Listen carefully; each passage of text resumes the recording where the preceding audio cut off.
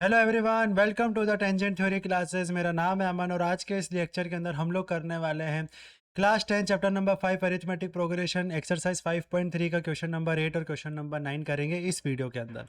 इससे पहले के जितने भी लेक्चर्स हैं, मतलब कि 31 लेक्चर्स ऑफ अरिथमेटिक प्रोग्रेशन, वो सारे आपको लिंक डिस्क्रिप्शन में मिल जाएंगे। कंप्लीट प्लेलिस्ट आप चैनल पर जाके चेकआउट कर सकते हैं।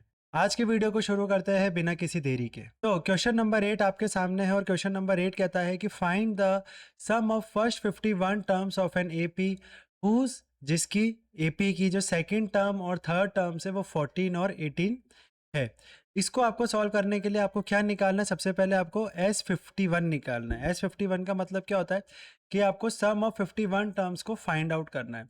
और यहाँ पे देखिए सेकंड टर्म यानी कि A2 और A3 ये आपको दे रखी है। तो यहाँ पे लिख लेते हैं गिवन में A2 इज इक्वल्स टू है 14 और A3 इज इक्वल्स टू है 18। अब क्वेश्चन को सोचना समझते हैं कि क्वेश्चन को सोचेंगे कैसे। देखो, सम ऑफ 51 टर्म्स निकालने, लेकिन हमारे पास कुछ भी दिया हुआ नहीं है। लेकिन हमारे पास दो चीज़ें इन लोगों ने दी है और वो है कि आपको A2 और A3 दे रखा है, यानी कि सेकंड टर्म और थर्ड टर्म दे रखी है, तो आपको उनसे कुछ सॉल्व करना पड़ेगा। अब अगर हम इस क्वेश्चन को समझने की कोशिश करें तो यहाँ पे हमको कुछ ज़्यादा चीज़ें दे नहीं रखी है, लेकिन सिर्फ दो चीज़ें दे रखी है, वो है एक तो A2 और A3। तो अगर हम A2 की बात करें तो हम A2 को क्या लिख सकते हैं? A2 को लिख सकते हैं A plus d is equals to 40 और A3 को लिख सकते हैं, एक माइनस हो जाता है, वो हो जाएगा A plus two d is equals to 18। ठीक है, तो अब मैं क्या कर रहा हूँ, इन दोनों इक्वेशन को माइनस करता हूँ, यहाँ से इसको हटा देते हैं ताकि हमारे पास कोई वैल्यू निकल के आए। ये हो जाएगा माइनस का, ये हो जाएगा माइनस का, ये दोनों कट गया, यहाँ पे बचेगा डी में से माइनस टू डी गया तो माइनस का डी, और यहाँ पे आ जाएगा माइनस का 4। माइनस माइनस कट तो डी, यानी कि कॉमन डिफरेंस निकल कर आया आपका, कॉमन डिफरेंस निकल कर आया आपका 4। अब ये वाली इक्वेशन ले लेते हैं, कोई सी भी, इन दोनों में से आप कोई सी भी इक्वेशन लो, आपका काम आसानी से हो जाएगा। तो a plus d is equals to 14। ठीक है, यहाँ पे हमको a की वैल्यू निकालनी है। a is equals to 14 minus का d, a is equals to 14 minus 4, यानी कि a की वैल्यू क्या आई? 10 आई। एक डी निकल गया, एक ए निकल गया। अब हमको फाइनल हमारे पास चीज क्या निकालनी है? हमको निकालना है कि सम ऑफ 51 टर्म्स। तो एस एन का फॉर्मूला होता है S n is equals to n by two a plus n minus one into d. ठीक है, हमको कौन सा टर्म निकालना है? 51। तो एन की वैल्यू दे रखी है हमको, तो S 51 is equals to 51 upon two A की जगह पे आएगा आपके पास 10, ये मल्टीप्लाई में है, और यहाँ पे आ जाएगा 51 माइनस 1, और डी की जगह पे हमने निकाला था 4। ठीक है, आराम आराम से इसको सॉल्व करते जाओ। 51 अपॉन टू को ऐसे ही रहने देते हैं, ठीक है, कटेगा ही नहीं। ये हो जाएगा 20 प्लस 51 में से 1 गया, 50, 50 इंटू 4 200। ठीक है, ये हो जाएगा 51 upon to multiply by 20 plus 200 220। ये कट जाएगा 110 टाइम्स। 51 को आप 11 से मल्टीप्लाई करिए, तो 51 यहाँ पे लिखेंगे 1, यहाँ पे लिखेंगे 5, और इन दोनों को प्लस करके 6 मैंने सिखा रखा है। तो ये हो जाएगा 5610। ये है आपके, तो sum of 51 terms will B 5610। ये आपका फाइनल आंसर है। यहाँ तक आपको क्वेश्चन समझ में आ गया होगा। अब चलते हैं क्वेश्चन नंबर 9 पर।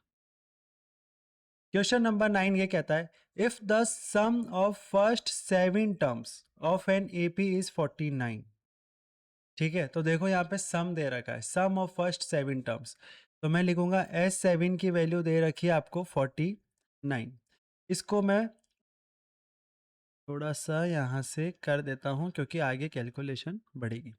यहाँ पे देखो एंड दैट ऑफ आता है कि हम सम की ही बात कर रहे हैं, इसी के लिए लिखा हुआ है दैट ऑफ, इंग्लिश का कॉन्सेप्ट है। ये हो जाएगा S17 इज इक्वल्स टू 289। अब यहाँ पे कुछ दे ही नहीं रखा यार, निकाल लेंगे क्या? एन टर्म्स की वैल्यू निकालनी, वो तो बात की बात है, लेकिन हमारे पास अभी कुछ भी नहीं है, तो कुछ भी नहीं है तो उसको निकालना पड़ेगा। तो मैं बोलूँगा मेरा फॉर्मूला क्या होता है, क्या होता है? S7 की जगह मैं लिखूंगा n by two a plus n minus one into d is equals to 49। और n की जगह पे क्या दे रखा है? 7 दे रखा है। यहाँ पे n की जगह पे क्या दे रखा है? 17 दे रखा है। ये हो जाएगा 7 upon two 2a plus 7 minus 1 into d is equals to 49। ये हो जाएगा 7/2 2a plus 6d is equals to 49।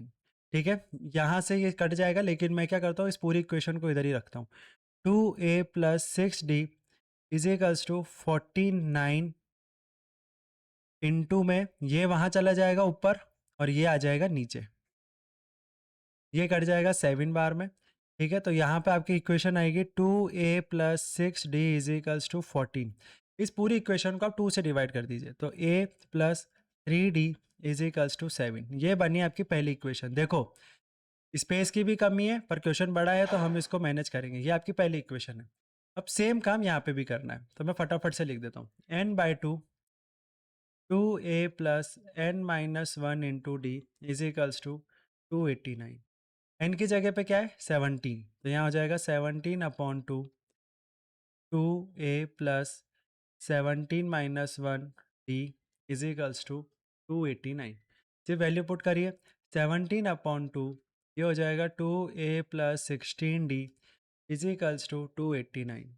Same काम करेंगे, 2a प्लस 16d को यहाँ रखते हैं, 289 इंटू 2/17। ये कट जाएगा 17 बार में, क्योंकि 17 का स्क्वायर 289 होता है। ये हो जाएगा 2a plus 16d is equals to 34। यहाँ पे 2 से डिवाइड कर दो, पूरी इक्वेशन को 2 से डिवाइड कर दो, तो ये हो जाएगा 8d इज इक्वल्स टू 70। ये हुई आपकी दूसरी इक्वेशन। अब आपको इसके आगे सॉल्व करना पड़ेगा।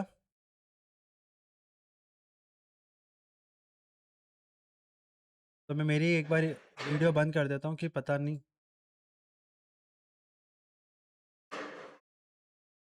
अरे शोर थोड़ा कम मचाओ यार। अब यहाँ पे दोनों इक्वेशन है, from equation 1 and 2।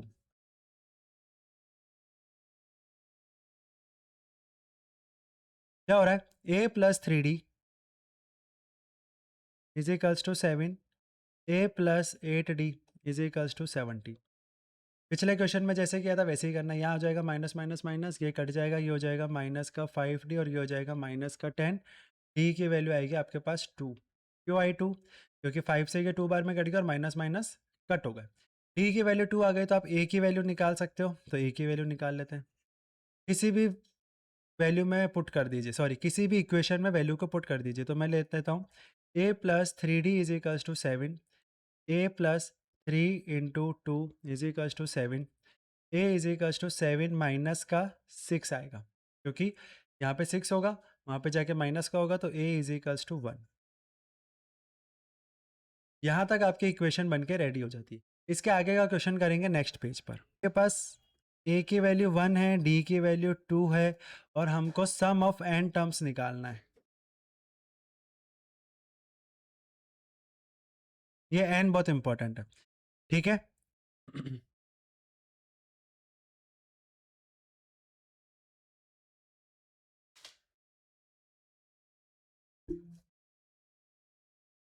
Some of n terms निकालने के लिए हमारे पास वापस से फॉर्मूला होगा, S n is equals to n/2 2a plus n minus 1 into d. Values को पुट करना है, n/2 n ही निकालना है, इसलिए n को ही रखा है, तो ये हो जाएगा 2 1 प्लस n माइनस 1, डी का मतलब हो गया 2। यहाँ पे हो जाएगा n/2 2 plus 2n minus 2, 2n minus का 2। यहाँ पे हो जाएगा n/2 2 और ये कट जाएगा, यहाँ पे आ जाएगा 2n, 2 से 2 कट जाएगा, यहाँ पे आपके पास वैल्यू बची n multiply by n, answer आएगा n स्क्वायर। तो sum of n terms will be n square. ये आपका फाइनल आंसर आएगा। सो ये वाला लेक्चर होता है आपका यहीं पे कंप्लीट। मिलेंगे अगले लेक्चर में, जो कि होगा 33 नंबर का लेक्चर एपी चैप्टर का। थैंक यू, सब्सक्राइब करके जाइए, लाइक करिए, शेयर कमेंट। मिलेंगे अगले वीडियो में, जब तक के लिए बाय बाय, टेक केयर, जय हिंद।